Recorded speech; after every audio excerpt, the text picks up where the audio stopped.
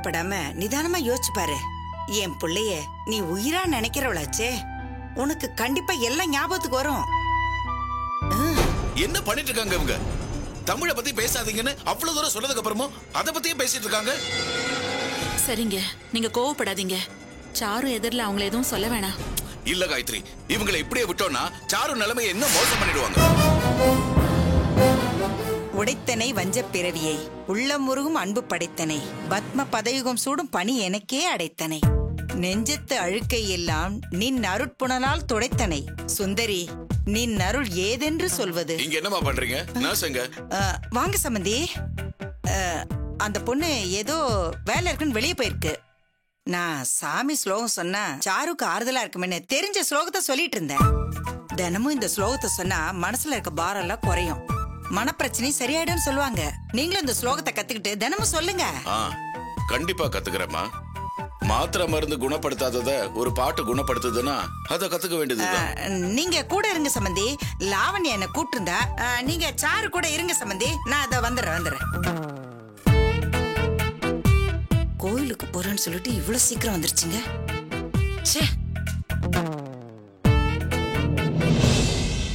சாருமா, okay okay, நீ பாட்டுக்கல.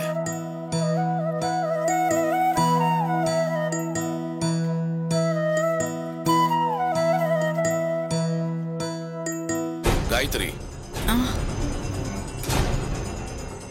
அந்த அம்மா ஏன் இப்படி பண்ணிட்டு இருக்காங்க? தமிழை பத்தி பேசாதீங்கன்னு அவ்வளவு தூரம் சொல்லியும் அவங்க அவரை பத்தியே பேசிட்டு இருக்காங்க. இவங்க என்ன சின்ன குழந்தையா? ஒரு தடவை சொன்ன புரியாதா?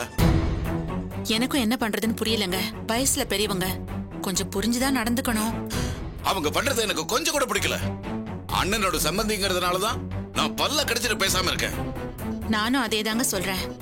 நாம ஏதாவது சொல்லி அத அந்த அம்மா நிதிஷ் கிட்ட சொல்லிட்டாங்கன்னா அவங்க சங்கடப்படுற மாதிரி ஆயிடும். அவங்க இன்னும் 2-3 நாள் தான் இருக்க போறாங்க. அது வரைக்கும் ஏதாவது பண்ணிட்டு போட்டோம். நீங்க கொஞ்சம் கண்டுக்காம இருங்களேன்.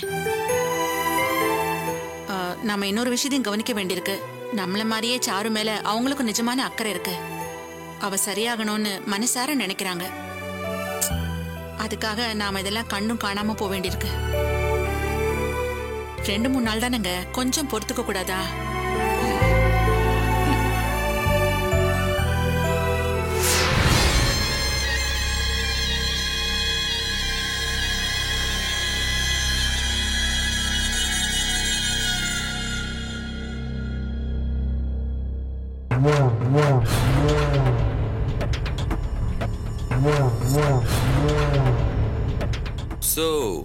சிவாவை யாரோ கொன்னுட்டாங்கன்னு மட்டும்தான் தெரியும்.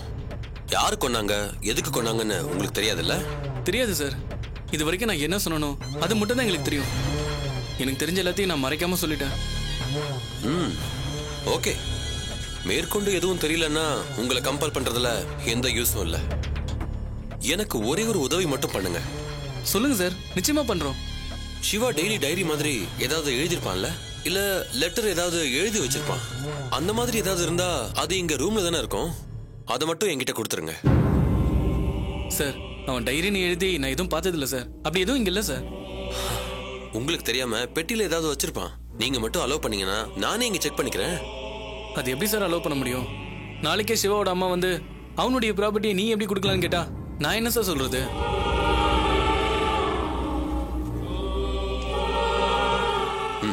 இந்தா வச்சுக்க, தயங்காத வச்சுக்க.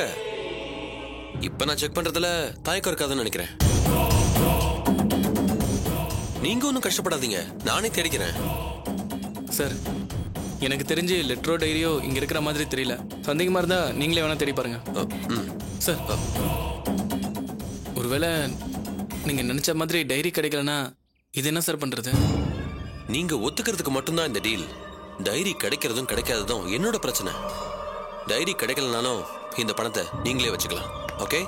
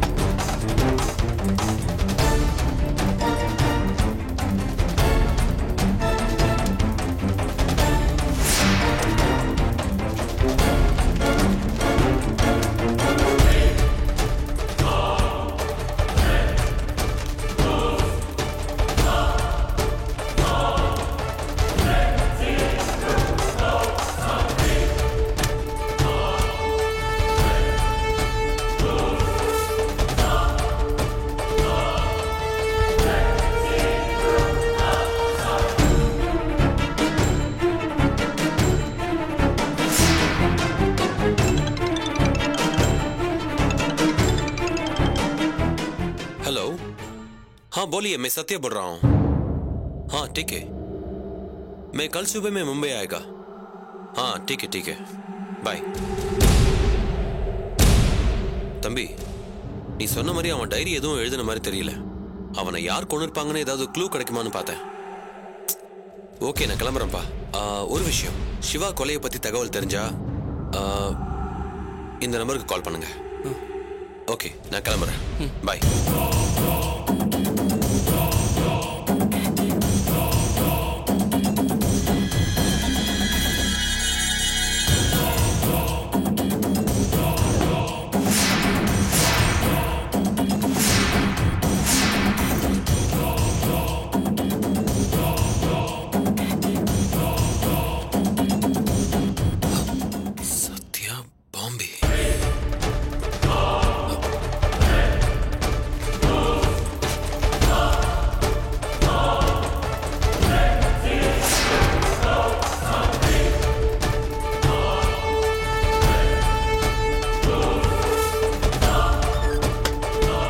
என்னடா அது, சிவாவை தேடி ஆளாளுக்கு வராங்க. போற போக்க பார்த்தா நம்ம மாட்டிப்போம் போல இருக்கே.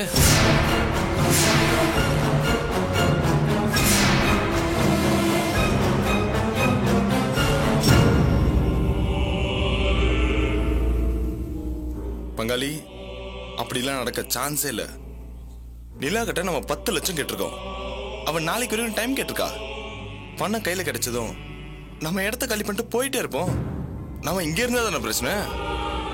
அதுக்கு முன்னால இன்னொரு மேட்டர் தெரிஞ்சுக்கிட்டா, நமக்கு நிலா மூலமா ஒரு பல்கான அமௌண்ட் கிடைக்க போதில்ல, அதே மாதிரி கொஞ்சம் ட்ரை பண்ணா இந்த சத்தியம் மூலமாவும் அதோட அதிகமா பணம் கிடைக்க சான்சஸ் இருக்கு.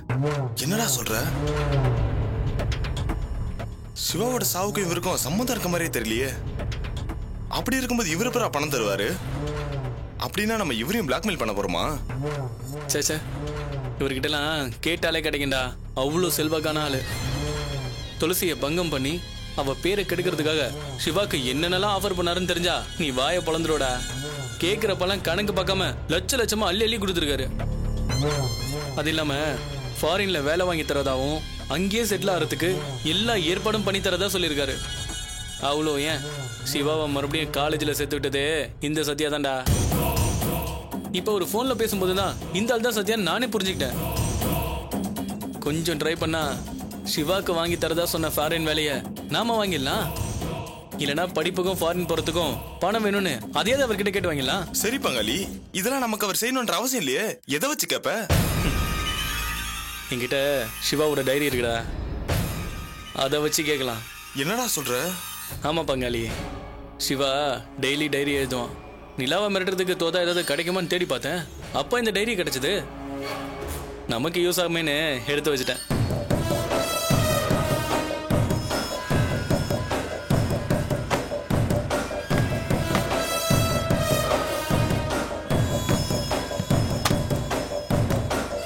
இதான் அவன் டைரி. இதில் அவன் என்ன எழுதியிருக்கான்னு நீயே படிச்சு பாரு.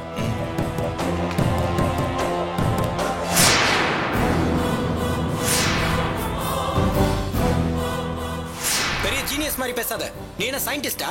நான் மட்டும் இல்லைங்க, இங்க இருக்கிற எல்லாரும் சயின்டிஸ்ட் தான். முடியும்னு நினைச்சா நம்மளால முடியும். இப்ப மட்டும் இல்ல, எப்பவும் காலேஜ் டாப்பர் நான் தான். அதை உன்னால எப்பவும் ரீப்ளேஸ் பண்ண முடியாது. ஒரு கோழை தாங்க எப்படி எல்லாம் சேலஞ்ச் பண்ணுவான்.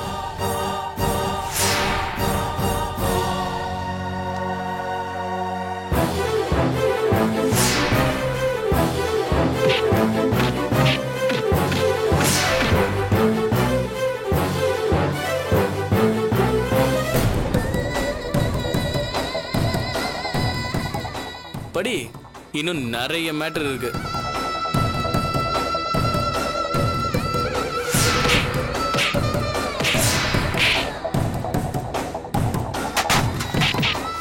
இவர மாதிரி ஸ்டூடெண்ட்ஸ் எல்லாம் படிச்சும் பிரயோஜனம் இல்லை.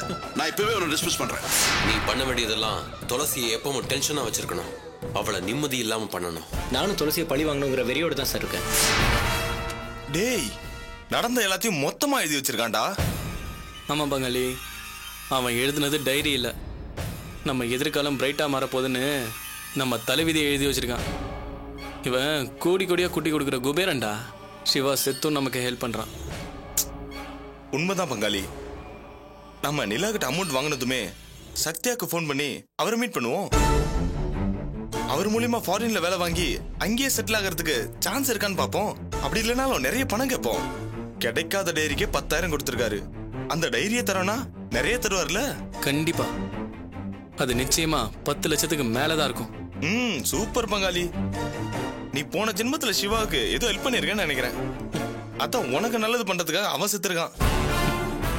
ஆமா, சிவா உண்மையிலே எப்படி செத்தான்? அவனை கொன்னது யாரு? உனக்கு அது தெரியாதுல்ல? சொல்றேன் பங்காளி. அன்னைக்கு நைட்டு குரூப் ஸ்டடி முடிஞ்சதும் நானும் சிவாவும் பைக்ல ரூமுக்கு வந்துட்டு இருந்தப்ப யாரையோ பார்க்க போறேன்னு போயிட்டான். சிவா நைஸா நிலா வீட்டில் போய் செட்டில் ஆயிட்டான்னு நினைக்கிறேன். நான் சரக்கு போட்டு மெஸ்ல போய் சாப்பிட்டு பைக் எடுத்துட்டு நேரம் ரூமுக்கு தான் வந்துட்டு இருந்தேன். அப்பதான் சிவா கிட்ட இருந்து ஃபோன் வந்துச்சு.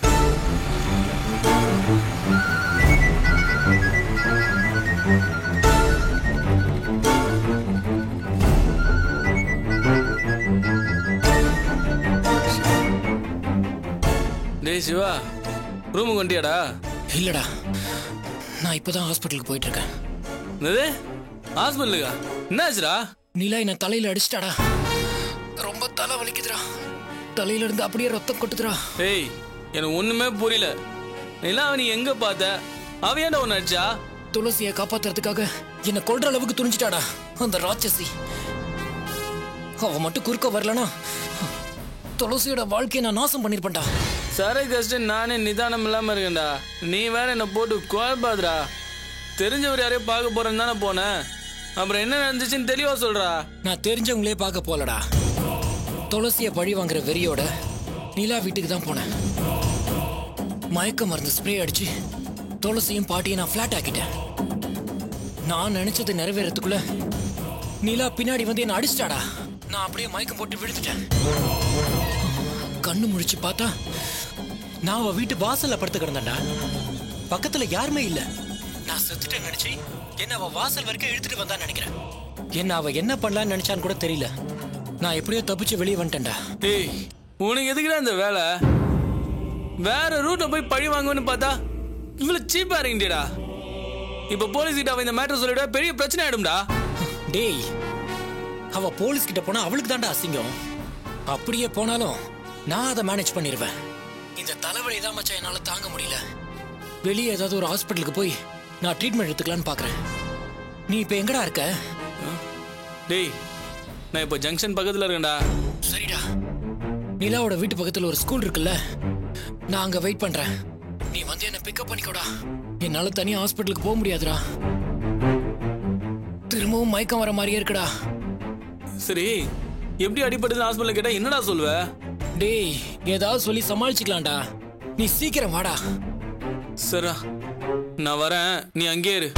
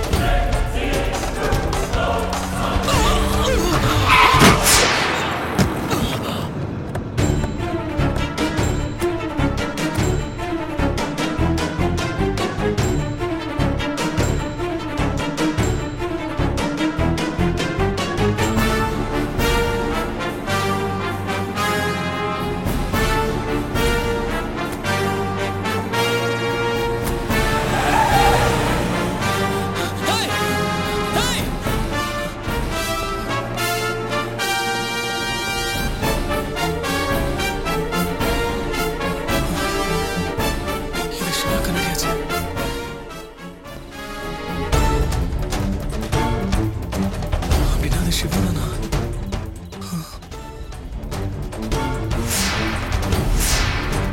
எவ்வளோ ட்ரை பண்ணியும் என் பைக் ஸ்டார்ட் ஆகலடா. அதுக்கப்புறம் நான் அவனை பணமாக தான் பார்த்தேன். சிவா மட்டும் நீங்கள் ஃபோன் பண்ணலன்னா அவன் எப்படி செத்தான்னு எனக்கு தெரிஞ்சிருக்காது. ஆக்சுவலாக அடிபட்டிருந்தவனை பிக்கப் பண்ண தான் நான் போயிருந்தேன்.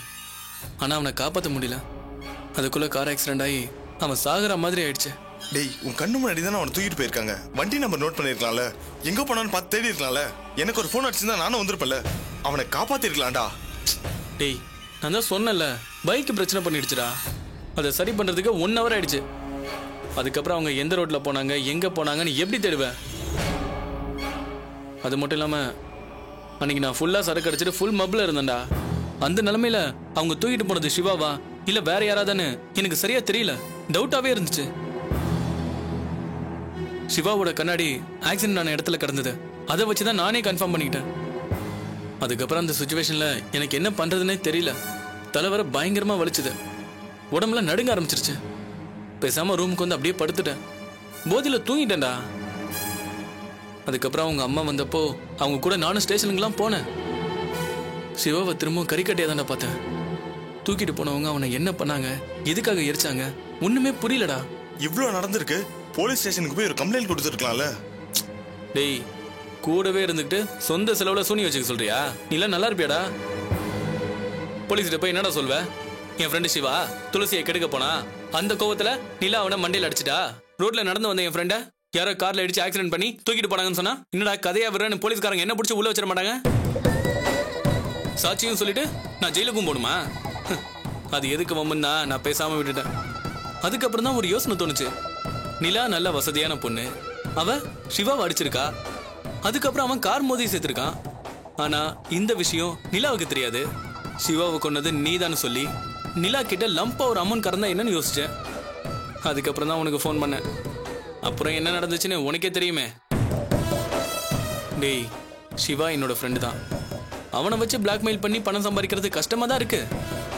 ஆனா உண்மையை சொல்லி தண்டனை அனுபவிக்கிறத விட தப்பு பண்ணவங்களை மிரட்டி பணத்தை கொடுன்னு சொல்றது தப்பே இல்லை. இது அவங்களுக்கு தண்டனை மாதிரி இருக்கும், நாமளும் சம்பாரிச்ச மாதிரி இருக்கும்ல. டேய், இவ்வளவு தூரம் பண்ணிட்டு தப்பு சரியெல்லாம் பேசிட்டு இருக்காதடா. விளக்கமா பேசினா பண்றது தப்புன்னு நமக்கே சந்தேகம் வந்துடும்டா. உண்மைதான் பங்காளி. நடந்த எல்லாமே நமக்குள்ள இருக்கட்டும். இனிமே நடக்க போறத மட்டும் பேசுவோம். நிலா கிட்ட இருந்து பணம் கிடைச்சதும் நாம சத்யாவை கான்டாக்ட் பண்ணுவோம்.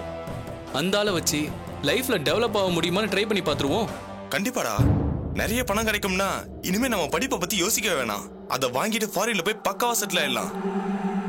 அப்பதான் சிவா விஷயத்துல நம்மள யாரும் சந்தேகப்பட மாட்டாங்க. நம்மளும் நிம்மதியா இருக்கலாம். நீ சொன்னது எல்லாம் நடக்கும்டா, தைரியமா இரு.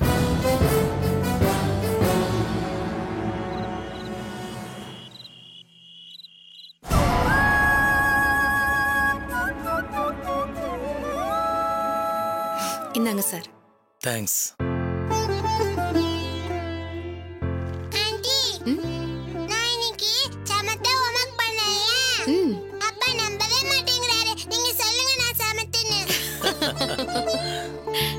ஆமா சார், பூமிகா ரொம்ப ஸ்மார்ட் ஆயிட்டா. ஹோம்வொர்க் எல்லாம் கரெக்டா முடிச்சிட்டா. இன்னைக்கு எந்த வம்பும் பண்ணல. Good girl. வெளியே வந்தானா குட் கேர்ளா இருந்துறா. ஆனா வீட்ல தான் என் பேச்சுக்கு அடங்குறதே இல்ல. அப்படியே சொல்றீங்க? பூமிகா, நீ அப்பா கிட்ட அப்படிலாம் நடந்துக்க கூடாது. இங்க நாங்க இவ்வளவு பேர் இருக்கோம், அதனால உன்னை பாத்துக்கிறோம். ஆனா வீட்ல அப்பா மட்டும் தானே இருக்காரு. நீ அவரை தொந்தரவு பண்ணாம இருக்கணும், சொன்ன பேச்சு கேட்கணும். சரியா?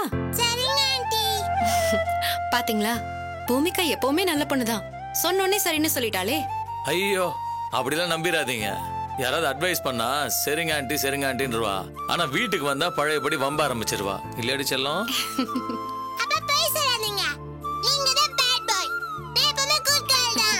Okay madam, okay madam. Madam சொன்னா எப்பவுமே கரெக்டா தான் இருக்கும்.